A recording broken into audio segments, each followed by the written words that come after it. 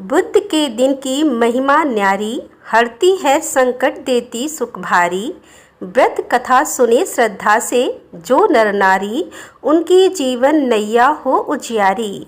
आप सभी को बुद्धदेव की पावन व्रत कथा में हार्दिक स्वागत है। यह कथा जीवन में सुख समृद्धि और बुद्धि का संचार करती है। श्रद्धा और विश्वास के साथ कथा का श्रवण करने से बुद्ध देवता का आशीर्वाद भी प्राप्त होता है। तो आइए आज की इस दिव्य कथा का श्रवण आरंभ करते हैं। बहुत समय पहले की बात है। एक साहूकार का नया नया विवाह हुआ था। उसकी पत्नी अपने मायके गई हुई थी। नया नया विवाह था, नई नई उमंग थी। साहूकार का परिवार भी कुछ खास बड़ा नहीं था। जो भी रिश्तेदार थे उनके घर बहुत दूर थे। अब साहूकार को अकेलापन खाए जा रहा था। उससे रहा नहीं गया और वह जा पहुंचा अपनी ससुराल। ससुराल में उसकी खूब आवभगत हुई। अगले ही दिन साहूकार ने कह दिया कि विदाई की तैयारी कर लीजिए, हमें निकलना है।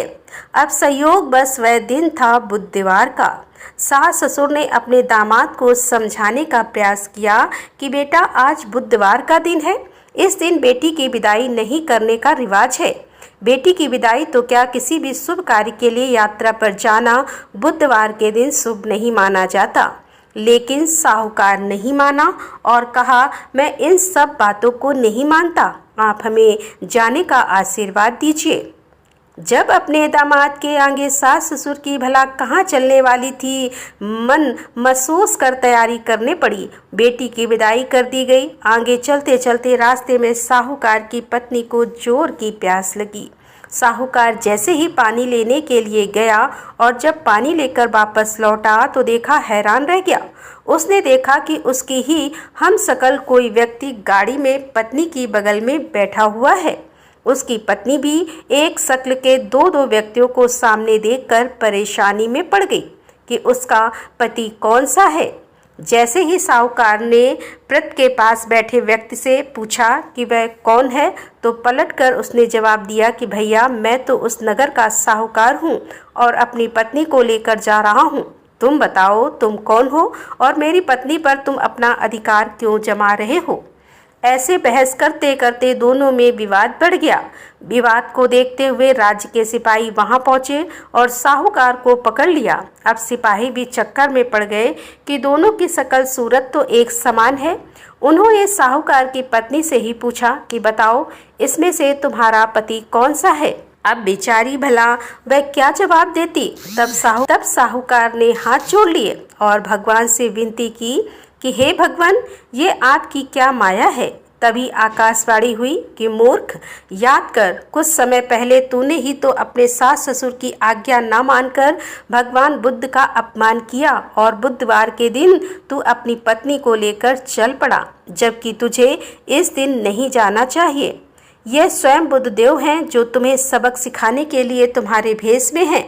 तब साहूकार ने सच्चे मन से क्षमा मांगी और भविष्य में कभी ऐसा न करने का वचन भी दिया और बुधवार को नियम पूर्वक व्रत पालन करने का संकल्प लिया। तब जाकर साहूकार के रूप में प्रकट हुए बुद्ध देवता अंतर्ध्यान हो गए और साहूकार अपनी पत्नी को लेकर घर जा सका। इस घटना के बाद साहूकार और उसकी पत्नी दोनों नियमित रूप से बुधवार का व्रत पालन करने लगे। मानता है कि जो भी व्यक्ति इस कथा को कहता है या सुनता है, पढ़ता है, उसे बुधवार के दिन यात्रा करने पर भी कोई दोष नहीं लगता और समस्त सुखों की भी प्राप्ति होती है। बुध ग्रह की शांति और सर्व सुख के इच्छुक स्त्री पुरुष बुधवार के दिन इस व्रत को कर सकते हैं। ज्ञान, बुद्धिकार, व्यापार आदि में उन्नति के लिए भी बुधवार का व्रत बहुत ही शुभ और फलदायी माना जाता है। आज के दिन बुद्ध देवता के साथ साथ भगवान गणेश जी की पूजा का भी विधान है। यह थी बुधवार की व्रत कथा। अब सुनिए गणेश भगवान की कहानी, क्योंकि गणेश भगवान की कहानी के बिना हर व्रत कथा अधूरी होती है। एक बार गणेश भगवान एक छोटे से बालक का रूप धरकर चिमटी में चावल और चमचे में दूध लेकर धरती लोक पर आए और वहां आने पर वह एक गांव में गए, जहां वह किसी से कह रहे थे कि कोई मेरी खीर बना दो, कोई मेरी खीर बना दो। एक बूढ़ी माई बैठी हुई थी। उन्होंने कहा, ला मैं बना दूं। अब वह छोटा सा बर्तन चूल्हे पर चढ़ाने लगी। तब गणेश जी ने कहा, दादी माँ छोटी सी भगोनी मत चढ़ाओ, आपके घर में तो सबसे बड़ा वाला बर्तन होना, वही चढ़ा दो। बूढ़ी माई ने बालक का मन रखने के लिए वही किया। वह घर के भीतर गई और घर का सबसे बड़ा भगोना लाकर चूल्हे पर चढ़ा दिया। वह देखती रह गई कि उसमें जो थोड़े से चावल उस बड़े बर्तन में उन्होंने डाले थे वह तो पूरा का पूरा भर गया। अब गणेश जी ने कहा, दादी माँ मैं नहा कर आता हूँ, तब तक खीर तैयार हो जाएगी। खीर तैयार हो गई तो बूढ़ी माई के पोते पोती खीर खाने के लिए रोने लगे। बूढ़ी माई जब भी कुछ बनाती तो बिना गणेश भगवान को भोग लगाए कुछ नहीं खाती, ना ही किसी को खाने देती थी।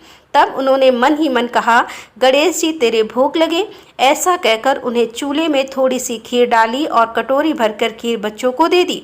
बूढ़ी माई की पड़ोसन ऊपर से देख रही थी। बूढ़ी माई ने सोचा, यह तो उस बालक से चुगली कर देगी, तो एक कटोरा भरकर उन्होंने उस पड़ोसन को भी पकड़ा दिया। बूढ़ी माई की बहू ने चुपके से एक कटोरा खीर खाया और कटोरा चक्की के नीचे छुपा दिया। अभी भी गणेश जी नहीं आए थे। बूढ़ी माई को भी भूख लग रही थी, तो उन्होंने भी एक कटोरा खीर का भरकर किवाड़ के पीछे बैठकर एक बार फिर कहा, गणेश जी आपको भूख लगे। ऐसा कहकर भोजन करना शुरू कर दिया और खीर भी खा ली। तब तक गणेश जी आ गए तो बूढ़ी माई ने कहा, अरे गणेश जी खीर खा ले, मैं तो तेरे ही राह देख रही थी। गणेश जी ने कहा, दादी माँ मैंने तो पहले ही खीर खा ली है। बूढ़ी माई ने कहा, खीर खा ली? अरे कब खाई? तब गणेश जी ने कहा, जब तुम्हारे पोते पोती ने खीर खाई तब खाई थी, जब तुम्हारी पड़ोसन ने खाई तब खाई, और जब तुम्हारी बहू ने खाई तब भी मैंने खाई। अब तुमने खाई तो मेरा तो पूरा पेट ही भर गया। बूढ़ी माई ने कहा, बेटा और सारी बात तो सच है, पर वह बेचारी का नाम मत लो, वो तो सुबह से काम में लगी हुई है, फिर भला उसने खीर कब खाई? तब गणेश जी ने कहा, अरे दादी चक्की के नीचे देखो जूठा कटोरा पड़ा है, और तुमने तो मुझे भोग लगाया लेकिन तुम्हारी बहू तो वैसे ही खा गई। बूढ़ी माई ने कहा, अच्छा बेटा घर की बात है, घर में ही रहने दो। अब बताओ तो जरा यह बची हुई खीर का मैं क्या करूं? तो गणेश जी ने कहा, नगरी जिमा दो। पूरी तो बूढ़ी दादी ने पूरी नगरी जिमा दी, फिर भी खीर का बर्तन पूरा भरा ही था। जब यह बात राजा को पता चली तो बूढ़ी दादी को बुलाया और पूछा, क्यों रे बुढ़िया, ऐसा बर्तन तेरे घर पर अच्छा लगे या हमारे घर पर सोहे?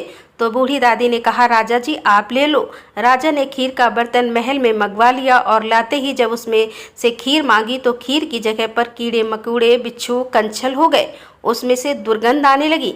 यह देखकर राजा ने बुढ़िया से कहा, अरे बूढ़ी दादी अपना यह बर्तन वापस ले जाओ, हमने तुम्हारा बर्तन तुम्हें वापस कर दिया। तब बूढ़ी माई ने कहा, महाराज अगर आप देते तो पहले ही कभी देते, यह बर्तन तो मुझे मेरे गणेश जी ने दिया है। ऐसा कहकर बूढ़ी माई ने वह बर्तन वापस ले लिया और के हाथों में लेते ही उस बर्तन की दुर्गंध दूर हो गई, सुगंधित आने लगी। घर आकर बूढ़ी दादी ने गणेश जी से कहा, अब बताओ बची हुई खीर का क्या करें? तब गणेश जी ने कहा, करना क्या है? बूढ़ी दादी झोपड़ी के कोने में गड्ढा खोद कर गाड़ दो, उसी जगह सुबह उठकर वापस खोदोगी तो धन के 2 मटके मिलेंगे। ऐसा कहने के बाद गणेश भगवान वहीं अंतर ध्यान हो गए। जाते समय झोपड़ी के लात मारते हुए गए तो झोपड़ी की जगह पर महल हो गया। सुबह बहू ने फावड़ा लेकर पूरे घर को खोद दिया, जो कुछ भी नहीं मिला। तब बहू ने कहा, सासू जी थारो गणेश तो झूठो है। सासू ने कहा, बहू मारो गणेश झूठो नहीं है, ला मैं देखूं। ऐसा कहकर वह सुई लेकर खोजने लगी। जब वह सुई से खोद रही थी तो टन टन करते तो धन के मटके निकल आए। रानी बोली, सासू जी गणेश जी तो साचो ही है। सास ने कहा, अरे बाबरी गणेश जी तो भावनाओं के भूखे हैं। गणेश जी भगवान जैसा आपने बूढ़ी दादी को दिया वैसा सबको देना। विनायक जी की कहानी कहने वाले, हुकारा भरने वाले और आसपास के सुनने वाले सबको देना। बोलो गणपति महाराज की जय।